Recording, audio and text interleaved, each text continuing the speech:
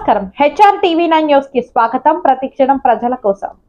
అనంతపురం నగరంలో శ్రీ చైతన్య నారాయణ కార్పొరేట్ విద్యా సంస్థల్లో ముందస్తు అడ్మిషన్లు అరికట్టాలని ఎన్ఎస్యుఐ ఆధ్వర్యంలో మంగళవారం పత్రికా విలేకరుల సమావేశం ఏర్పాటు చేయడం జరిగింది.